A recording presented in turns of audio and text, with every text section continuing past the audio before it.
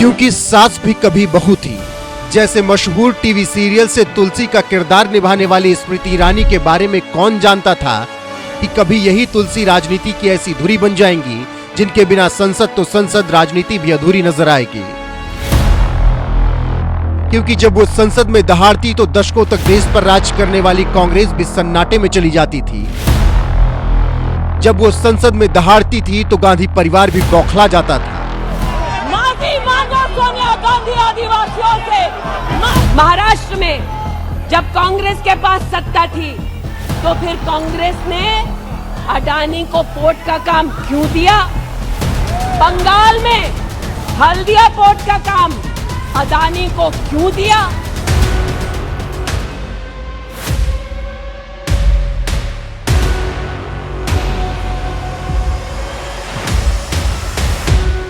संसद में कुछ ऐसा था बीजेपी की तेज तर्रार नेता स्मृति ईरानी का भौकाल। लेकिन अब संसद में यह दहाड़ नहीं सुनाई देगी, क्योंकि कभी राहुल गांधी को अमेठी में चुनाव हराकर इतिहास रचने वाली स्मृति ईरानी इस बार के लोकसभा चुनाव में अमेठी की जंग हार गई, जिसकी वजह से उन्हें मोदी सरकार में कोई मंत्री पद भी नहीं मिला और सरकारी आवास भी खाली करना पड़ा।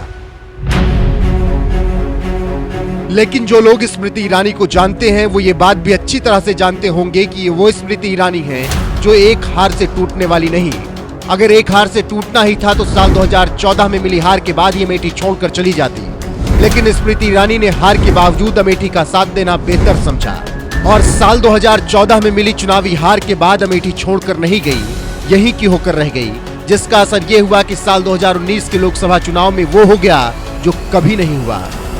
पहली बार राहुल गांधी अपनी पारिवारिक लोकसभा सीट अमेठी में बुरी तरीके से चुनाव हार गए और फिर इस हार के बाद अमेठी में चुनाव लड़ने की हिम्मत नहीं दिखा पाए। इस बार के लोकसभा चुनाव में कांग्रेस ने केएल शर्मा को उतार दिया था, जिनसे स्मृति ईरानी चुनाव तो हार गई लेकिन हौसला नहीं हारी। चुनाव हारने के बावजूद अमेठी की जनता के साथ खड़ी स्मृति ईरानी ने विरोधियों को मुंहतोड़ जवाब देते हुए कहा था कि हार और जीत में मेरे साथ खड़े रहने वालों का मैं हमेशा आभारी रहूंगी।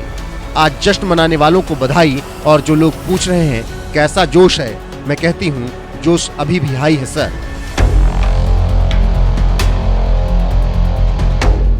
एक तरफ राहुल गांधी हैं जो एक बार अमेठी में हारने के बाद दोबारा चुनाव लड़ने की हिम्मत नहीं जुटा पाए, तो वहीं दूसरी तरफ स्मृति ईरानी हैं जो साल 2014 में चुनावी हार के बावजूद अमेठी में रही, 2019 में मिली चुनावी जीत के बाद भी अमेठी में रही और 2024 के चुनाव आते आते तो स्मृति ईरानी इसी अमेठी में घर बनवाकर यहीं की होकर रह गई। यानी जो लोग पूछ रहे हैं कि चुनाव हार के बाद दिल्ली वाला सरकारी बंगला खाली करने वाली स्मृति ईरानी अब कहां रहेंगी, उन्हें ये जवाब है कि दिल्ली वाला बंगला नहीं है तो क्या हुआ, उनका नया पता अमेठी वाला घर होगा और यहीं रहकर लोगों की सेवा करेंगी। तो वहीं बात करें स्मृति ईरानी के अब तक के सियासी सफर की, तो आपको बता दें स्मृति ईरानी बचपन में राष्ट्रीय स्वयंसेवक संघ का हिस्सा रही।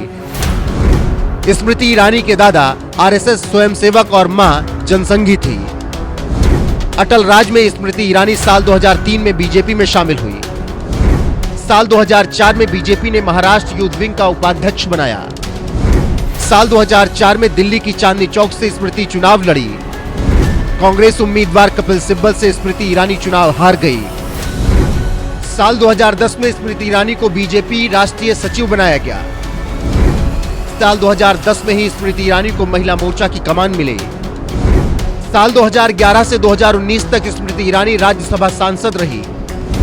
2014 में अमेठी से लोकसभा चुनाव लड़ी लेकिन राहुल से हार गई। 2019 में दोबारा अमेठी से लड़ी और राहुल गांधी को हरा दिया। 2024 में अमेठी चुनाव कांग्रेस उम्मीदवार केएल शर्मा से हार गई। बीजेपी में रहते हुए अपनी मेहनत और संघर्ष के दम पर फर्श से अर्श तक का सफर तय करने वाली स्मृति ईरानी आज एक ऐसी नेता हो गई जिन्हें लगातार 2 बार मोदी सरकार में केंद्रीय मंत्री बनाया गया। यहां तक कि जब भी राहुल गांधी से जुड़ा कोई मसला होता था, सबसे पहले स्मृति ईरानी ही मोर्चा संभालती थी, फिर वो चाहे संसद की बात हो या अमेठी के मैदान की। स्मृति ईरानी कांग्रेसी राहुल गांधी को मुंहतोड़ जवाब देने में कभी पीछे नहीं रही। यहाँ तक कि जब कांग्रेसियों ने उनकी बेटी को टारगेट करते हुए उन पर व्यक्तिगत हमला किया, उस वक्त भी स्मृति ईरानी खामोश नहीं रही। अकेले दम पर पूरी कांग्रेस के छक्के छुड़ा कर रखती है। कांग्रेस के मुख्यालय में 2 अधेड़ उम्र के पुरुषों ने एक 18 साल की लड़की की इज्जत की धज्जियां उड़ाने का दुस्साहस किया।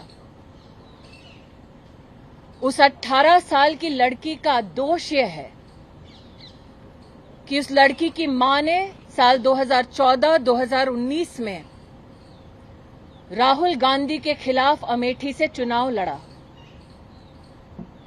जिस 18 साल की लड़की की इज्जत पर कांग्रेस के प्रवक्ताओं ने आज हमला किया, उस लड़की का दोष यह है कि उसकी मां स्मृति ईरानी सोनिया गांधी और राहुल गांधी के खिलाफ प्रेस में कॉन्फ्रेंसेस करती है। उस लड़की का जो 18 साल की है, कॉलेज के प्रथम वर्ष में पढ़ती है, उसका दोष यह है कि उसकी मां ने सोनिया गांधी राहुल गांधी के 5,000 करोड़ की लूट के ऊपर प्रेस वार्ता की। बात बेटी की आई तब भी स्मृति ईरानी परिवार के लिए चट्टान की तरह खड़ी रही और कांग्रेसियों की बखिया उधेड़ने में कोई कोर कसर नहीं छोड़ी। बात जब देश की राष्ट्रपति द्रौपदी मुर्मू के सम्मान की आई तब भी स्मृति ईरानी ने संसद में अकेले दम पर सोनिया गांधी के खिलाफ मोर्चा खोलते हुए गदर काट दिया था।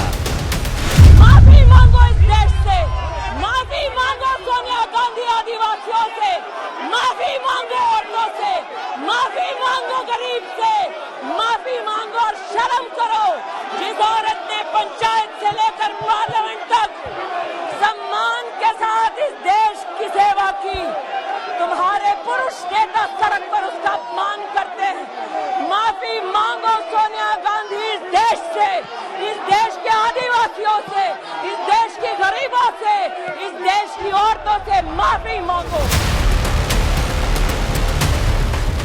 दिन रात अडानी अंबानी करने वाले राहुल गांधी ने जब मोदी सरकार को इस मुद्दे पर घेरने की कोशिश की तब भी किसी चट्टान की तरह स्मृति ईरानी संसद में खड़ी रही और राजस्थान से लेकर बंगाल तक कांग्रेस एंड कंपनी की बखिया उधेड़ कर रखती थी।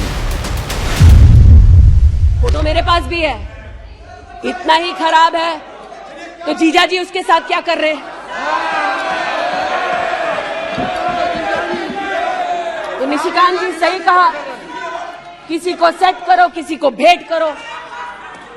पूछना चाहती हूं, 1993 में मुंद्रा पोर्ट में कांग्रेस की सरकार ने अडानी को जगह दी, तब प्रधानमंत्री कौन थे? कांग्रेस के थे।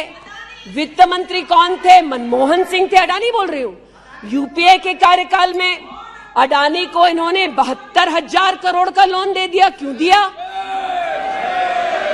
राजस्थान में 60,000 करोड़ से ज्यादा का समझौता कर लिया गहलोत जी के साथ। 20,000 एकड़ जमीन ले ली। क्यों किया? केरल में कांग्रेस की यूडीएफ सरकार के साथ पोर्ट का काम क्यों दिया? महाराष्ट्र में जब कांग्रेस के पास सत्ता थी तो फिर कांग्रेस ने अडानी को पोर्ट का काम क्यों दिया? बंगाल में हल्दिया पोर्ट का काम अडानी को क्यों दिया? छत्तीसगढ़ में कांग्रेस पार्टी ने अडानी को काम आदिवासियों ने मना किया, फिर भी क्यों दिया? अब इसमें बेटा कितना सेट होगा, दामाद को कितना भेंट होगा, हम क्या जाने। इसी संसद में जब कांग्रेस ने मणिपुर के मुद्दे पर मोदी सरकार को घेरने की कोशिश की तो उस वक्त भी यही स्मृति ईरानी थी जिन्होंने भरी संसद में अकेले ही मोर्चा लेते हुए मणिपुर के मसले पर पूरी कांग्रेस को चुन चुन कर मुंहतोड़ जवाब दिया था। And I take strong objection to this because women ministers, women politicians have spoken not only on Manipur, Rajasthan, Chhattisgarh, Bihar. Tell me, when will you have the guts to discuss Rajasthan? When will you have the guts to discuss Chhattisgarh? When will you have the courage to discuss what is happening in Bihar? When will you have the courage to talk about the Red Diary? When will you have the courage? How Gandhi put Manipur on fire? When will you have the courage to tell us how women are raped in Congress-ruled states? Do not, Madam Cast aspersion on the female ministers in this cabinet. Lok Sabha हो या फिर राज्यसभा, सदन हो या सड़क, हर वक्त स्मृति ईरानी मोदी सरकार के साथ किसी चट्टान की तरह खड़ी रही और हर मोर्चे पर कांग्रेस को मुंहतोड़ जवाब देने में कोई कोर कसर नहीं छोड़ी। लेकिन अब स्मृति ईरानी का ये तेवर, ये दहाड़, ये रौद्र रूप संसद में नजर नहीं आएगा, क्योंकि स्मृति ईरानी इस बार लोकसभा चुनाव हार गई, जिसकी वजह से पीएम मोदी ने भी उन्हें इस बार अपनी सरकार में मंत्री नहीं बनाया। ऐसे में सवाल उठता है कि संसद में अब कौन पूरी करेगा स्मृति ईरानी की कमी? संसद में अब कौन दहाड़ेगा मोदी विरोधियों पर? संसद में कौन देगा राहुल गांधी को करारा जवाब? संसद में बात जब भी राहुल गांधी को मुंहतोड़ जवाब देने की आती थी तो स्मृति ईरानी ही वो केंद्रीय मंत्री थी जो हर मोर्चे पर उन्हें उन्हीं की भाषा में जवाब देती थी। इस बात से समझ सकते हैं कि इस बार संसद में सरकार को स्मृति ईरानी की कमी जरूर खलेगी, लेकिन ये कमी दूर करने के लिए अभी भी पीएम मोदी के पास मौका है। वो चाहे तो राज्यसभा के जरिए स्मृति ईरानी को संसद भेज सकते हैं, जहां सोनिया गांधी भी बैठती हैं, जिससे फिर एक बार स्मृति ईरानी सदन में दहाड़ सकेंगी और मौका मिलने पर सोनिया के सामने ही कांग्रेस को उधेड़ सकेंगी। वैसे आपको क्या लगता है, स्मृति ईरानी जैसी तेज तर्रार नेता को राज्यसभा भेजने के साथ ही सरकार में भी जगह दी जानी चाहिए या फिर नहीं? कमेंट में अपनी राय जरूर बताएं।